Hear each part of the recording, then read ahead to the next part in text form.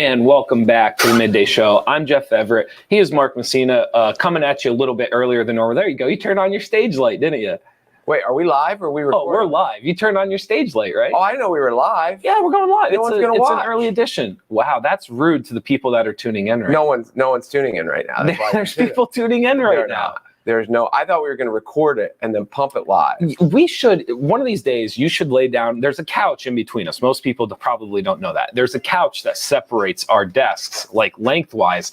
One day, we're going to lay you down on the couch and we're going to almost like a therapy session. And we're going to ask you, like, what is this deep fear you have that nobody's watching? There's not only a couch between us, there's like this intellectual vortex that doesn't allow brainwaves to go over that way. No, I'm not. I just know no one's listening. Go ahead. What do you want to talk about then? Since no one's listening, what do you want to talk about?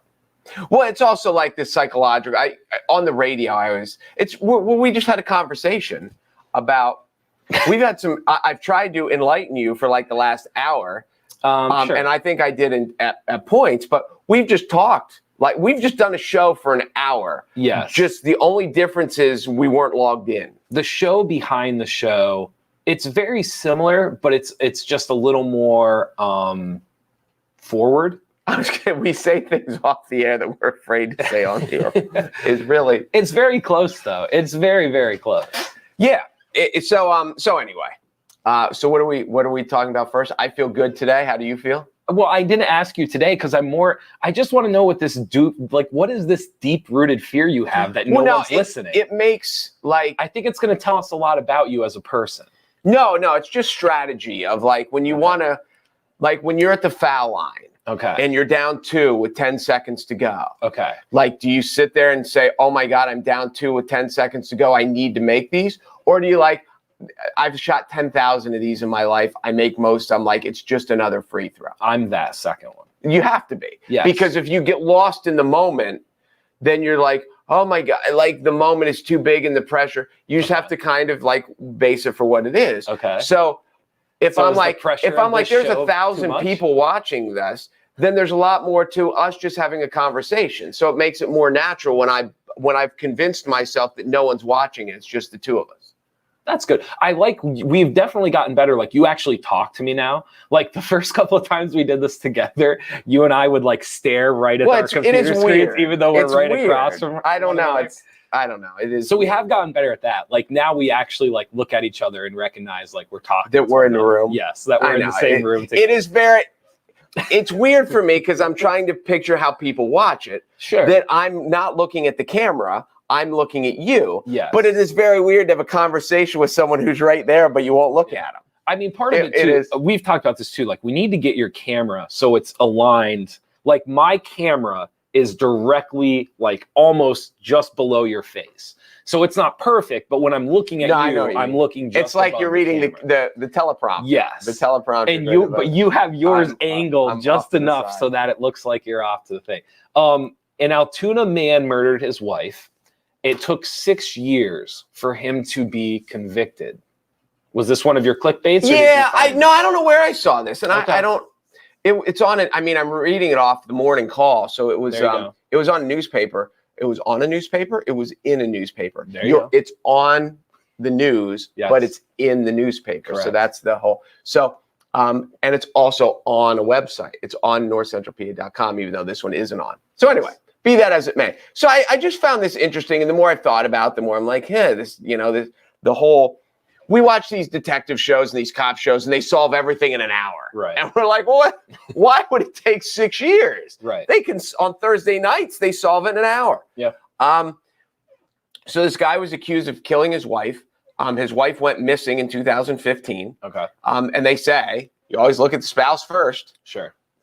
They find her body 6 months later in an abandoned garage, which also just kind of, not to go off on a tangent, it's crazy how many, you're thinking, how could it be abandoned for 6 months?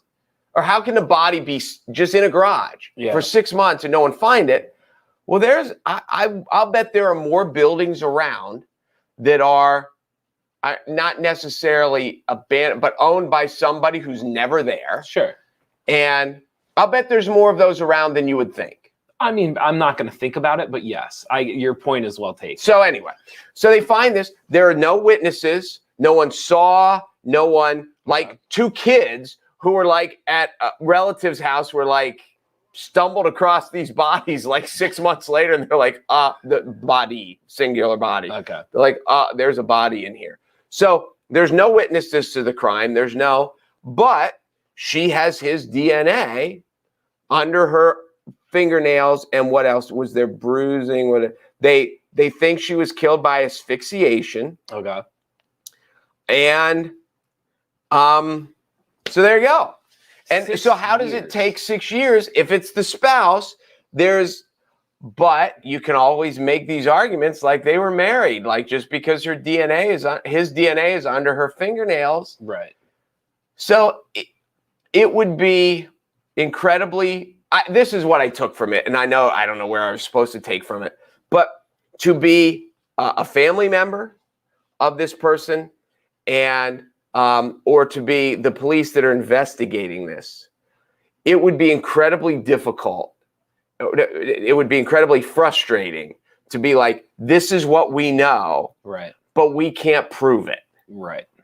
And it's like the line in A Few Good Men when Tom Cruise says, it doesn't matter what I know, it only matters what I can prove. Yeah. And to be looking at this, and apparently they had a very volatile relationship. Yeah. Apparently in like 2018, he was at a party and someone directly asked him, did you kill your wife? And his quote was something along the lines of, the witch got what she deserved, which again, in itself, it's not incriminating, right? But it's just like, if you're the family or you're an investigator and this gets back to you, right, that you're like, he's almost now taunting us with it. But somehow, and they got him on 3rd degree. He didn't get 1st degree because they can't prove that it was premeditated because they don't even, it's crazy. And we've been so, because of television, because of movies, we have been so taught that, oh my God, these things just fall together. And some of them would just be. Yeah. Well, to your point, like if you're the family or anybody else, like processing stuff is always worse than the actual like news of or finding out. So like when you hear the death of a loved one or death family member, it's the initial reaction, a day, 2 days, 3 days. It's the processing and like trying to understand what happened and trying to understand, like, did you do enough or did you say what you needed to say? All of those things. There's this idea of like, eventually you process, you get over it. In instances like this, when something takes 6 years, it would be a nightmare to try to process because like you would just never get out of the cycle of processing what took place or what happened. It would just be this ongoing, and like you said, we're so like when you watch a movie or a show, it's like CSI, half an hour, it's done, it's over, it's finished. But the processing side of this would just be a nightmare. Actually having to figure out what happened and not being able to just like know that you understand what happened. And from a family side, whether you're a parent or a sibling, my kids are young. So they haven't, just one of the fears is that your kid gets into a relationship that is volatile, whether it's violent or just verbal, like that. You just want your kids to grow up and be happy and peaceful and loving. And so to watch this, and I'm sure, I'm sure, not knowing any of the people involved, but there are family members, if this marriage was volatile and full of alcohol and drugs and probably violence and, who knows, that there are people who are like, I knew he was going to kill her. I knew it. And then for those people to have to process and wait and like, they can't find the body. Yeah. And that's the other thing. Where did she go? They can't find the body. He killed her. Now a dead body turns up and they're like, we know it's him. You always check the spouse. But from the investigators, like, we have to prove that it was him. It would be maddening to be a part of this, whether you were working the case or you were just a family member. Yeah, no, that's the one. I mean, they never show cops and detectives doing enough paperwork in the shows and in the movies. Oh, they show the stakeouts? And what movie was I just watching? I was just watching a movie Yeah.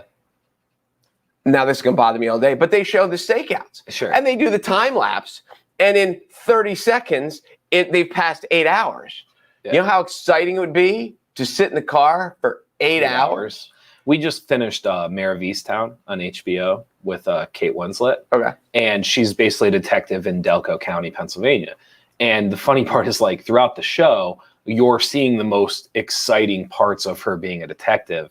Like you said, you're not seeing the week pass by where she's just sitting in there and reading documents and filing paperwork. Like, you're not seeing any of that stuff at all. I figured out what it was. It was the newest Denzel movie. Little Things. Yes. Yes. I was going to tell you that I can't remember the title because it was a Del title. I enjoyed the ending. It's a little too long. It's not great, but it's not bad. No, it was worthwhile. That came out. That was another like big COVID bumper upper. Like it probably got more praise than it should have because people were just bored out of their mind and were horrible title. Horrible title. Yeah, it's pretty bad. This is crazy. In the last 4 days, there is a cobra loose. I just told you about this. You had not heard. I did not know this. There is I think I'm getting this right. Wait, there's a horse loose in the hospital? There's a horse loose in the hospital. I would argue this is worse than a horse loose in the hospital. Really? Yes. Why? Yeah. Well, so here's the deal. It's a Western African banded cobra. I think I got that right. Who's on vacation? I think it's a West African banded cobra. This is the part of it. This cobra isn't loose in Pennsylvania. It's not loose in Michigan. It's not loose. Thank God. It's loose. Well, it's loose in Texas. And here's the problem. Assuming it's the only one, maybe things will be avoided, everything else. If they never find this cobra, there's an issue with that because, like, Texas is a very sustainable environment for a cobra. Very sustainable. Very, very sustainable. Okay. Now I see your point. Yes. One is not a scary thought. 10,001 is a problem. All of a sudden next spring there's 10, and then all of a sudden the next spring there's 50, and like listen, there was a time where there were no pythons or anacondas in the state of Florida. Like I know, like no, I'm with you. I was that's alive. A valid point. I was alive when anacondas and pythons did not exist there. Now they have tens of thousands of boas and pythons and anacondas in Florida. I'm with you. No, that's this is interesting. The other one too, like it has been seen around a neighborhood in Texas. So there is like this. It'd be like I don't even know a good example. Like what's a community in Montoursville? It would be like a cul-de-sac of Montoursville and different houses seeing this cobra like out in the yard and no one has been able to catch it yet. Well, they suck. You think so? In Montoursville, we would catch it. I don't know. We are kind of like a badass community like that. This is the sneakiest part about this is like, and again, I'm not like what do you even call a snake expert? What is a snake? A somethinologist? What do you call a snakeologist? We'll go with snakeologist. We'll go with the snakeologist. There's a word for it. I'm very clearly not a snakeologist. However, the sneaky thing about cobras is they are significant. Everyone talks about. You're going to say they're sneaky. No, they're sneaky. Yes, they're very sneaky. They can't be caught. The thing about cobras that everyone knows that like super poisonous, the hood, the appearance, everything else. But what people don't realize, like these things can get up to like 10, 12 feet. Like they are huge. Like they're not like your typical water snake or these things get massive. Now this is and to catch them. Don't you just play a flute and they dance and they're hypnotized? And they're hypnotized yes. That's exactly how it works. You should try it. That's what I would do. Texas. So I think it's like, obviously from a neighborhood thing, like it's a good story. It's clickbaity. But from you look at what's happened to Florida in the last 2 decades. Like it's not it could be bad. It could be really bad. Not to tangent this, but I saw a story on what kind of, we were talking about the wild boar or whatever. What's the epidemic in Texas that they go around shoot out of helicopters? Oh, the pigs, yes. The wild boars. Yeah. So I saw a thing on this and I think I showed it to you. It was on Vice. I think I showed you this. Or did you see something different? I don't know. Okay, well, go ahead. Well, they talked about how they have these contests now. Yes. And the contests don't work. Okay. And the thing that they have, and that you give thousands and whatever, and they said, well, here's the problem. Right. That the to have these contests, just like a fishing contest, just like anyone else. What wins? The biggest. Okay. So what wins? The oldest male. But what reproduces? The youngest. Babies and females. Yeah. So he's like, if you really want to help the population, and he said, this is where we as human beings, we can't grasp. You got to go out and shoot all the little piglets. Right. Because that's how you'll keep the population from growing. Right. But people don't want to shoot the little piglets because they're still cute little piglets. Right. We shoot the big old ugly ones, and then we weigh them and we hold them up and we win a prize. So that was part of the discussion, and it was fascinating. Yeah. It's the other part of it too, because like Texas and Florida and things like that, it's always been kind of reserved for like southern states because of the climate and the temperature. It is like a small thing. Like we talk a lot about like extreme weather. We talk a lot about like human migration and things like that. But one of the things that like is not really discussed about with like climate change and the world getting hotter is like just animals, like invasive species ability to actually make a new home. Like you're going to see things in the Carolinas and Virginia that like you never saw before. No, because it's just going to be warm enough for them to actually change. Yeah, it's just going to. So that's another like minor little thing that you don't think about. So I don't know. I mean, the Cobra thing, obviously you'll assume it's been 4 days. You'll assume that they'll catch it. It's a one-time incident, but I mean, I don't know. And it makes you wonder. It'll happen too from vegetation. Because new species of grasses and trees and stuff will grow that animals feed off of. And as we saw on Shark Week, which we talked about before, it's the little bitty animals that are eaten by the little bigger animals and the bigger and bigger and bigger. And then it gets to the point where there's big enough food to sustain these animals to come in. Yeah. Because that's what I saw on Shark Week, the one phenomenon that there was a dust storm or something in Australia. And because it was this protein-rich something from the environment, that the microscopic things and it was just a feeding frenzy for the whole food chain. Right. So then the sharks were like, these fish are so big, we'll just come in and eat them, and it brought them all the way into shore. You brought up plants, which is a really good point.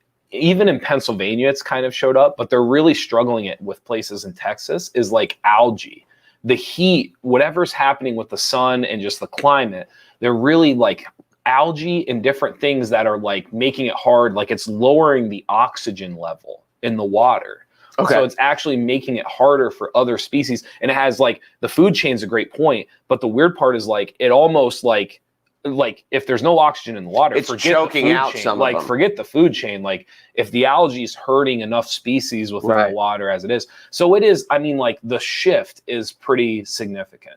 Florida's fascinating for that. If you fall down like a treasure trove, like on Google, if you just had like Florida invasive species, it's like they're up to like over 150 or something like that invasive species in the last 2 decades.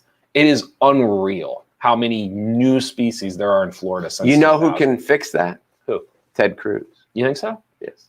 You think he can fix that? Absolutely. That'd be interesting. By the way, Leona knew a herpetologist. Okay, first of all, she didn't know. She Googled it. No, I think they knew. A herpetologist is someone who studies reptiles. I just think I'm dumb. I think they actually Nobody knew that. Yes. And she says it's also for amphibians as well. Yeah. You know what an amphibian is? Yes. Someone who can throw right and left hand. I was going to say someone who could right handed. So that was close. All right, let's go to, what do we got next? Let me find our banners here. This China, I sent you a graphic. It was kind of like a graphic. So for those of you who don't know, I think let me find it here in the phone because I want to get the numbers exactly right. The short story is the USA won the most Olympic medals, which, let's be honest, that is fantastic. It's also a numbers game. We're one of the biggest countries. We always do in the Summer Olympics. Yes, we always do very, very well in the Summer Olympics. Part of it is because like we have very good athletes. Part of it is just because like we're kind of able to, it is mathematically most likely that we will have good athletes. Swimming and track, we will always do well. Yes. And that's where most of the medals come from. Yes. So, obviously everyone's been talking about the USA won 39 gold medals, 113 medals in total. China had won 38 gold medals, 88 medals in total. However, China is putting China is putting out a graphic in which they won 42 gold medals. So what it appears they are doing is that they are claiming the medals of Hong Kong, Taiwan, and I'm going to say this wrong, Macau? Did I say that right? Yeah. This is how worldly I am. I have never heard. I don't know what Macau is. M-A. I was trying to think of a joke and I couldn't even. You couldn't think of it. M-A-C-A-U. I did not. Oh, is it Macau? Macau? I still don't know anything about it. I did not know that was a country. So they are claiming that they are taking those 4 gold medals, and on their graphics in China, they are showing that China won the most gold medals. Which, it's like showing election results. Did you ever see the things that they do in Russia with election results? With what's his name? I can't. Putin. And like he was diving in the ocean and he pulled up all this stuff, and it's just like it's almost like superhero-ish, the things, and they put it out over TV like it's real, like he really does this. And so yeah, it doesn't surprise me that in China they throw this stuff out there like it's true. And who's going to question, depending on how governmentally run the programming is, the only way they get it, this is where the internet comes in, the only way they get it is from outsiders who are like, well, you realize, but if all your news is state-driven, you only get the state-driven news. And that's what you're saying. Mm-hmm. So it's interesting. This might be the comment of the year, by the way. That's awesome. That's pretty great. So yeah, so they're claiming those 4 gold medals, which clearly would put them above the United States medals. And I don't know. There is, like, I guess they're Olympic medals. Like, I guess maybe that's what it is. Like, it's not like there has to be things more important than an Olympic medal. Well, there is, but when you get these PR people and you see, what was the one that we joked about? Was it Penn State? Who said we've had somebody in the Super Bowl every year for 5? Yes. And like, when you assign, there is a laughability, a laughableness to people. Like, here's the facts. You need to put a positive spin on it. Right. And if the truth isn't positive enough, just come up with another way. And like, there are bizarre stats of something, that you can come up with. Right. And I can't think of it. That's the best one that I come up with off the top of my head. But, so-and-so is, shooting 55% from the 3-point line on Thursdays. And you're like, oh, well, that's kind of neat. But like, and if you have to adjust the stat that much to make it look cool, then haven't you kind of said in its own right, it's not that cool? No, but you're probably right. Actually, every time I get done speaking, you should just end the sentence with "you're probably right." That's how you should punctuate my monologues. Now you sound like the next person we're going to talk about. Who's that? Ted Cruz. So Ted Cruz went on Fox News, and we're going to talk. Well, this is going to lead into something that we thought would be an interesting topic, which is, who are people you dislike but you think are smart? And so this is, in a roundabout way, this is going to kind of lead into it a little bit. He went on Fox News last night. You didn't get a chance to watch. I didn't see it. Okay. So he went on Fox News, and essentially he said that he said a lot of things, but to try to like paraphrase and wrap it up so we're not here all night, he essentially said he wants to introduce legislation that would stop, on a federal and state level, people from mandating vaccination, masks, the closure of businesses, things like that. In the same breath, also said that he is pro-vaccine, that he himself is vaccinated, and that he is encouraging people to go get vaccinated. Do you want me to go first, or would you like to go first? No, you keep going. Go ahead. So I came in, and I have told you this before. I think Ted Cruz is a dweeb. Like, that's, and I don't mean that, like, I'm not trying, I think he's a little dweeby. I think he does, like, he's a little squirrely. He does some things. Which politician isn't? Him, like, leaving Texas when it was cold and saying he was taking his, like, the whole thing. He just does a lot of things that I'm just kind of like, why are you doing that? However, last night I was listening. I'm like, I can't believe I'm kind of agreeing with what Ted Cruz is saying, because I think he's such a dweeb, and everything he does irks me. And then the overall picture of what he was trying to paint last night, I'm kind of to that point. Like I tended to agree with what Ted Cruz was saying. Well, isn't he the term limit guy too? Yes. Yep. Which every intelligent person should agree with that. Yes, he is one of the bigger promoters for that. There should be not only should there be term limits for what they're doing, there should be shorter term limits for the majority of things going on in DC. Correct. No, I agree with that. So yeah, it comes up to the top because I was flipping through the channels the other night and I came across a Bill Maher show, whatever it's called. I just call it Bill Maher.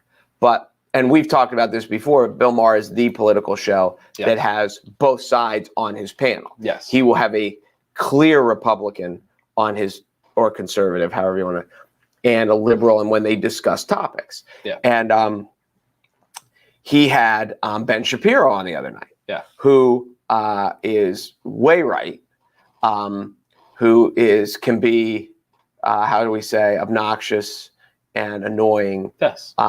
But he's incredibly bright. Yes. And you, no matter what side of the fence you're on, if you are being open-minded and intelligent, you can't listen to him talk very long and not say, well, that was a good point. Yeah. And I agree with that. He fires out facts. He talks super fast. It's almost... You have to pay attention when he's talking because it is like lightning. But he almost hurts himself because he talks so fast. You mean because it makes him tough to listen to? It almost makes it sound like he's trying to get away with it. I know what you mean. You know, but it's not. It's just him. It's just natural. Right. But I was sitting there listening, and he made a lot of very good points. I thought the other guy on the panel, he was the liberal, tried to take a lot of like cheap shots and get off topic, but it becomes the interesting point of people that you don't like or maybe no like isn't right, but politically disagree with or fundamentally disagree with, or just you don't like them. But when they can still be smart and they can still be lucid. And I've learned a lot of things from coaches that I didn't like playing for, but there's still things that they had that I implement when I coach. No, it's a very good point.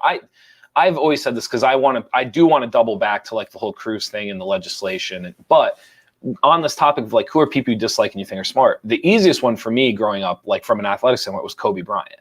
Like, I thought he was arrogant, and I thought he was like very like the scowls he would make, and just like he was arrogant. Yes, and even just like the whole thing in Colorado and the whole scandal and everything else.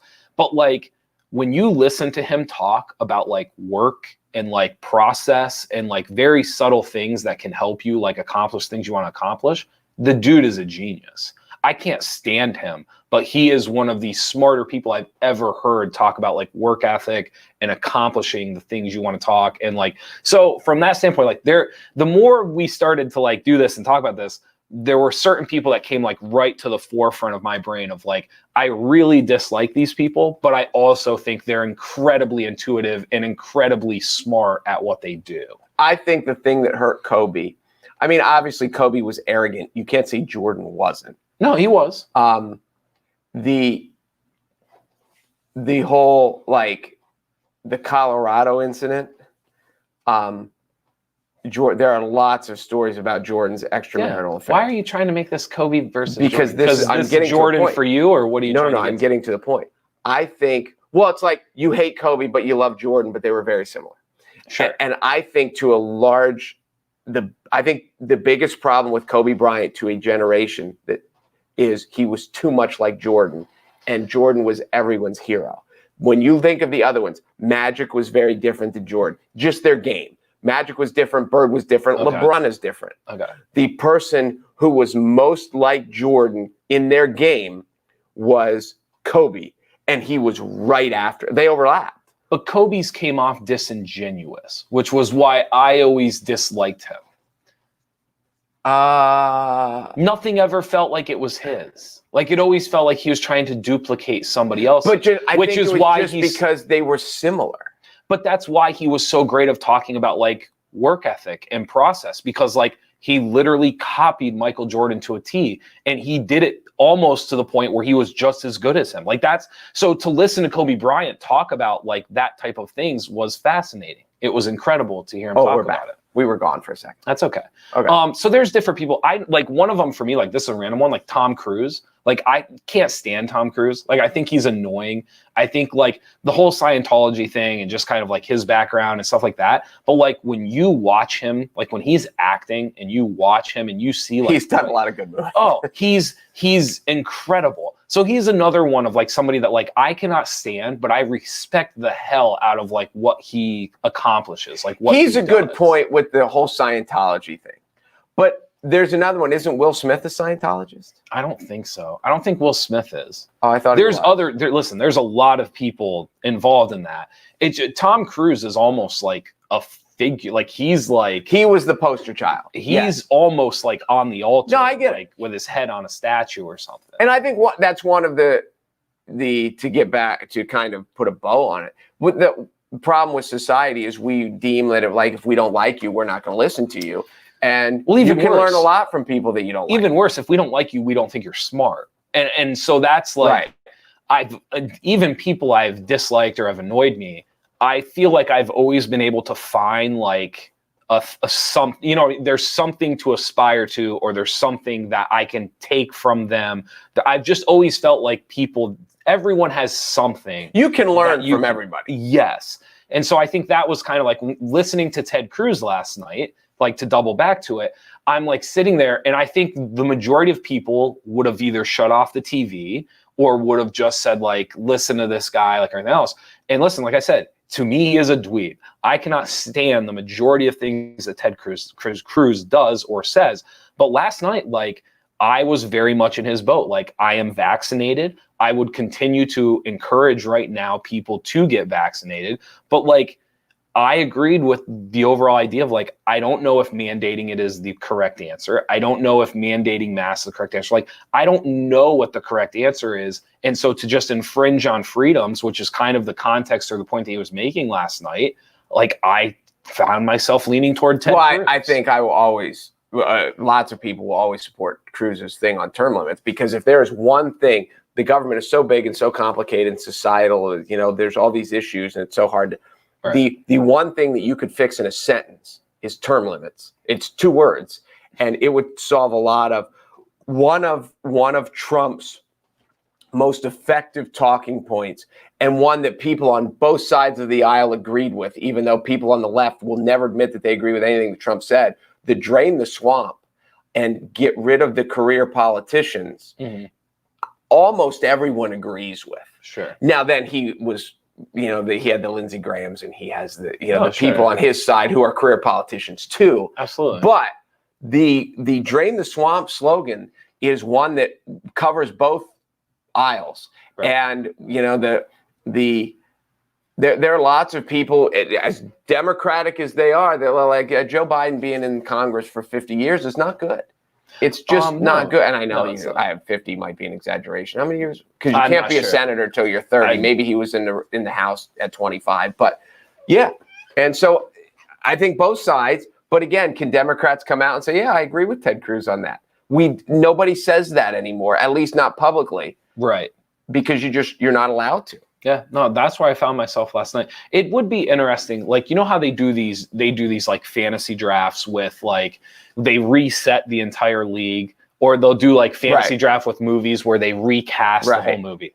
It would be interesting to talk to like somebody in the know, somebody brighter than myself and you, about like if you were able to reset, what would it look like? Like we always talked about, like a lot of companies do this when they're trying to build a new product, right? They go, if email didn't exist right now, what would email look like today? Okay. So it would be interesting, to hear somebody very intelligent, somebody who understood this stuff, say like, listen, if we were to reset this right now, what would it actually have looked like? Like, what are the things we now understand that we didn't understand like in the late 1700s and into the 1800s and so on and so forth? And so that would be like the interesting one. Like a full reset, what would we actually look like? What are the things we would keep? What are the things we would get rid of? And to your point, like it is a thought exercise of draining the swamp, but it's also a thought exercise of like, why did we set the term limits the way we did? Why did we set George Washington set the presidential term limit. Yeah. And he did it unofficially. Right. But it was out of respect to him. Right. But yeah, I thought this, and I don't know if this works. I'm sure there's bad sides to this, and they would think of strategies. Yeah. But I've always thought that you go to the Republicans in the House and say, you are allowed to vote out one Democrat in the House, and vice versa. If there is someone over there that you just cannot, that will not work with you, that is bad for, you can get rid of them. Now, whatever district it is, they get to appoint another Democrat. You don't open the seat. Sure. But you're just like, listen, we can't work with this person. And, you know, because I think there's an aspect of whether, you know, if it's Nancy Pelosi, if they're like, we understand that the position is going to be held by a Democrat, but we just can't work with her. Does that wouldn't that make the process better?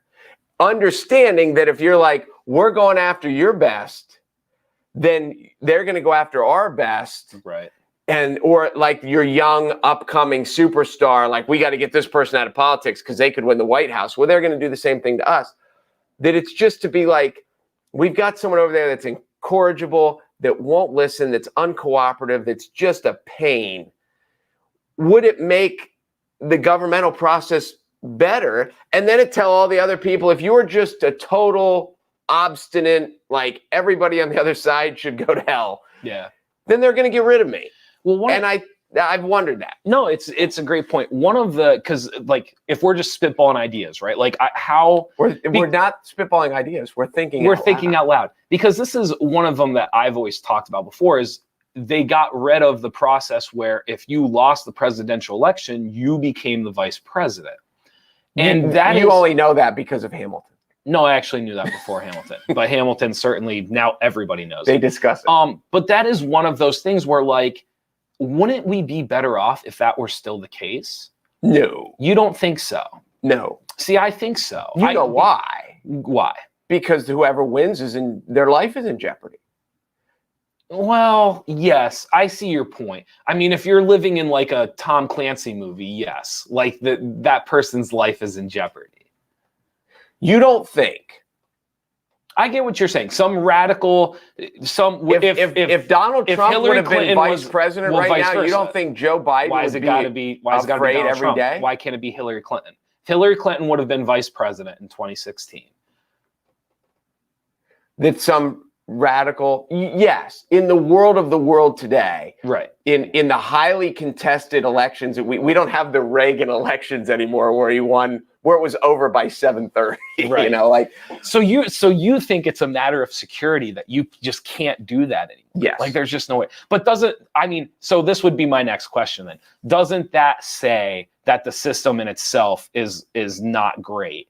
If that just by simply making the vice president the loser of the presidential election, somebody's life would be in jeopardy. It's not somebody's, it's the president. Correct. That's not the point. No, and this is one thing I've thought, and I've said this before, that in our lifetime, we are going to have somebody who wins, and like the Secretary of State is going to be from the other party. Because, you know, everyone's like, we want to reach across the aisle. We want to be bipartisan. And then they stack the cabinet with everybody from their side. Okay. That there needs to be someone of significance, but I don't think it'll ever be the vice president, because then for safety purposes, or not even safety, but BS impeachment. But why? Okay. Then we'll impeach the president over nothing so we can get our party in. So instead of saying we can't do that, couldn't you just say that somebody else becomes the president?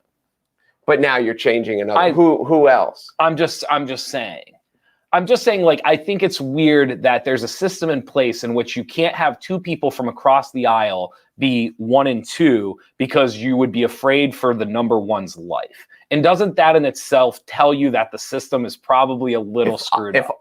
All I'm saying is, if I were the number one, I would be afraid for my life. Yes, I'm not disagreeing with that. But doesn't that tell you that the system might be a little flawed? I think it tells me society's a little flawed. Is that what it is? Not the system itself? That society is? But I do think that. And I think it'll be a watershed moment for because I've always, someone that is highly respected, like I always thought Condoleezza Rice was very highly respected by everyone, even though she was, you know, on one side, that she wasn't an independent, she was a Republican. But I think that if Joe Biden, and it's kind of least, I think she's a professor at Stanford now or something. I'll have to look. I don't know what I'm not happened. sure. But I think that's what's going to happen. I think it's what needs to happen, because all these people are like, we want to be bipartisan. What they really mean is we want you to vote our way. Sure. They don't go across the aisle. They go across the aisle to try to pull people onto their side of the aisle.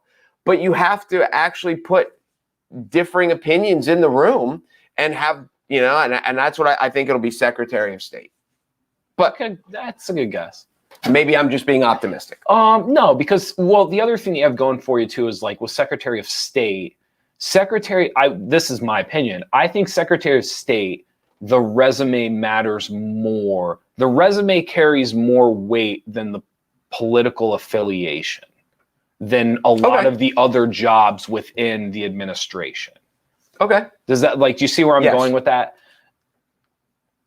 That's it? That's all you got for me? That's it. No, I'm good. That's good. No, I think it's a good point. All right. Thank you guys for watching the Midday Show. Thank you to all of our sponsors. Even though it was like the late morning show. The late morning show. And because of that, we had no one listen except those couple people who looked up snake stuff. I can't do this anymore. Go to NorthcentralPa.com for all your local news. I need to jump in. The highlight of the day was the guy that put Macau. Yeah, we can pull it back up.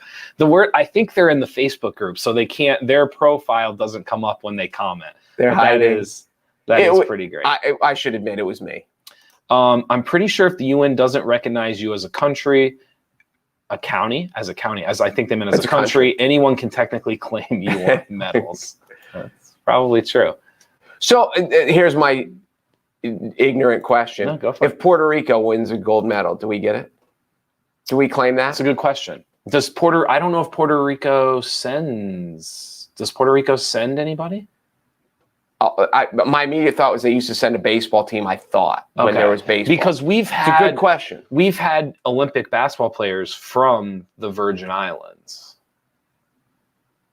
Okay. Like the Virgin Islands doesn't send. Does the Virgin Islands not have their own?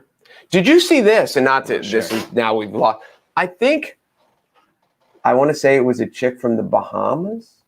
Because I told you really early on, a girl from the Philippines won a gold medal. It was first Filipino. Okay. I think a girl from the Bahamas won silver in track. And it was the first track and field medal that the Bahamas had ever won, or maybe the Bahamas women had, or just whatever. Okay. It is still shocking to me every time this stuff comes up. Yeah. That it is. And I know there are countries, and we see Americans with like Greek heritage, so they go play for Greece. But if they're a medal winner, they don't do that. Right. They do it to make the team so they get to go to the Olympics. Sure. If you're good enough to run second, you're good enough to run second before you go. Right. So nobody's going to train. But there were some more of those. Yeah. And it's always baffling to me, like, how did the Bahamas never win? And I may be wrong with that, but I think it was. Yeah.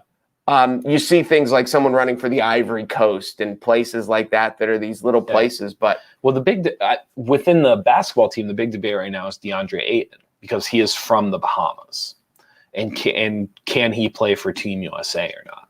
Did he just play for Team USA? No, but they were contemplating that he was if he had the citizenship and if he could technically play for Team USA because he was from the Bahamas. So we've done that. We had Hakeem Olajuwon. A lot of people don't know that.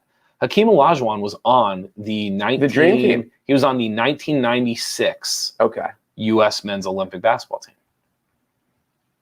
Because he'd become a citizen by then. I would imagine he became a citizen by then.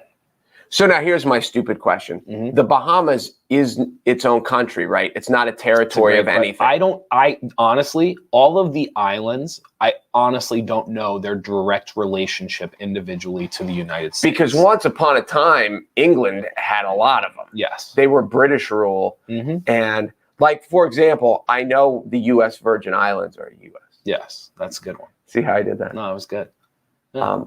I'll have to tell my Tim Duncan story sometime, because I think I've told you that one about how I ended up at the resort by myself and I was afraid to go off the resort. Never told you that one?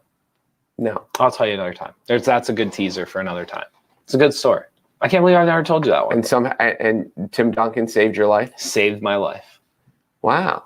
You know, he could have been an Olympic swimmer. Did you know that? I think I knew that Duncan Yes. was a good swimmer. Yes. Well, he's so long. Yes. Oh yeah. Where he wasn't born in the States. No. Where was he born? The Virgin Islands. Oh, he was okay. Yeah. Because and he moved here young though. I'm pretty sure it was the Virgin. I don't know when he moved here. I'm pretty sure it was the Virgin Islands. Because wasn't Ewing born in Puerto Rico?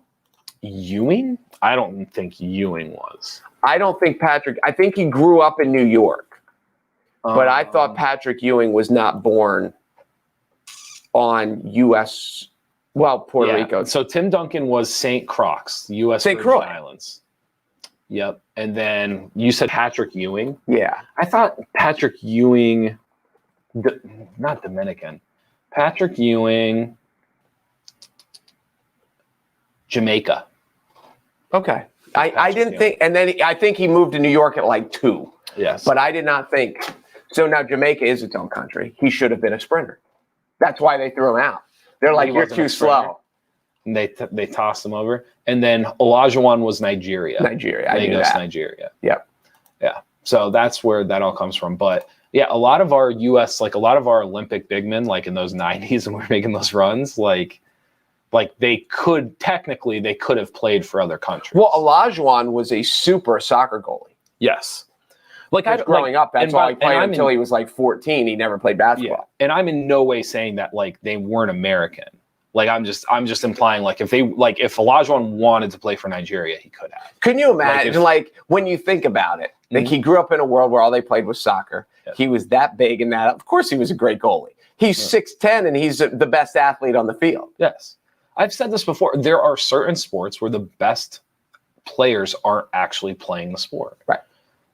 I think soccer is amazing. I think there's a unique skill set to soccer, but there are dudes walking around that just never stepped on a soccer field. Oh, if you took a defensive secondary, they could They used to talk about they used to talk about Iverson all the time. Like if you put Allen Iverson on a football field, like you know that his high school coach said he's the best football player he ever coached. Yes. He was an option quarterback. Yep. He was an option quarterback who threw it. Well, he could sling for a 155-pound dude. He was just tougher than everyone. Have you ever I'm sure you've seen have you ever seen him throw it? Mm-hmm. He could chuck it. Like it was unreal. And it was like a quick, tight motion. Like it wasn't like this like drawn out like windmill. It was like poof, poof, out. Like it was sick. He's my favorite NBA player ever. Allen Iverson? Yes. And I know he's got all the issues, and I know the practice, and I know he was tiny, and he played harder than everybody else. He took a lot of bad shots. I understand all the negatives that come with Allen, but he went to the hole and smashed into people that were 80 pounds heavier than him. He led the league in minutes played like 8 different times.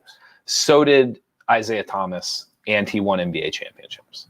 Yeah, because Allen Iverson had Eric Snow around him. I'm just saying. Isaiah, the people who say like Allen Iverson, Isaiah Thomas was doing the same stuff, and he was a better shooter, and he won championships. Better team. It's okay. Thank you guys for watching the Midday Show. Thank you to our sponsors. And be sure to go to NorthcentralPa.com for all your local news. Anything else before you go? No. By the way, I love like no one's watching, we're early, everything else. This is all for you. Like I'm helping you. What do you mean? I'm helping you. You needed the show earlier today. Yeah, I got a meeting. I know you do. Well, I thought we were going to record it and then run it live and pretend. Well, I mean, but what's the why would that make a difference just because then you knew there would be no audience? Because people tune in at noon to see us live. You want me to rerun it? I don't care what you do. No, now you don't care. Thank you guys for watching. I'm Jeff. No, don't, because then it'll prove my point. Tomorrow when we had 20 people listen. I think it's nice that different people got to listen to it today. There's a handful of people today that probably like don't usually get to listen to it. I do know that it's archived, and I watched through the day that there's people that watch it at 6 o'clock every night. I get texts in the afternoon. I just watched, and most of the texts I get, they say I just watched, and once again you were brilliant, and Jeff was not. That's the text I get right now. What was the text? Didn't you get a text? What was the text you got about? You never sent it to me, but apparently you got a text about that. He's a really nice guy, and why is he with you, and something like that. And it's from my friend. As soon as we, friend. That's what I was gonna say. As soon as we get off of this, you're gonna tell me who it was because I still don't. I don't even remember. Oh, here we go. I don't remember. Convenient. It was. He seems like a nice guy. Like why does he talk to you or something like that? Convenient. All right. I blame today on John my friend's insulting me. I don't understand why. I blame today on John Mackey. It's almost like when a friend sees you at the beach and just says, "You look cut." That's like that was my yeah. My buddy did that. You told that story. I did tell you the story. You told it. Yeah. I knew I told you that, but it was you almost. It's just you. Sometimes there's things in life you can't hear it from a stranger. It's got to come from somebody close. Well, I've told like that's the difference. If you insult the people you like, that's so and my mom just never got that. She's like, why are you talking to your friends like that? And I was like, because they're my friends, and that's how we talk to each other. Yeah, we don't like guys don't walk up and hug people and say, oh my God, it's so good to see you. Or just like, hey, what's up? Moron, whatever. Yeah. It's like grumpy old men. Yep. Like, hey, moron, hey, whatever. And Putz, they cleaned it up because it was a PG-13 movie. But that's the way it is. Oh, I get it. All right. You guys have a great day. Mark and I will be back tomorrow. Who knows what time? Probably in the midday, but it'll be in. That's why I call it the mid. I didn't call it the 12 o'clock show. I didn't name it the 1 o'clock show. I call it the midday. Just kind of made it vague. You didn't designate a time zone with it either. It could be midday wherever. Somewhere in the world. It's 5 o'clock. This was the central version of the show today. No, I have that backwards. No, you went the wrong way. We're on the ocean. This was the Atlantic Ocean version of the show today. Yes. So. Somebody in Maritime was enjoying us during their lunch. Maritime. Everyone have a great day. See ya.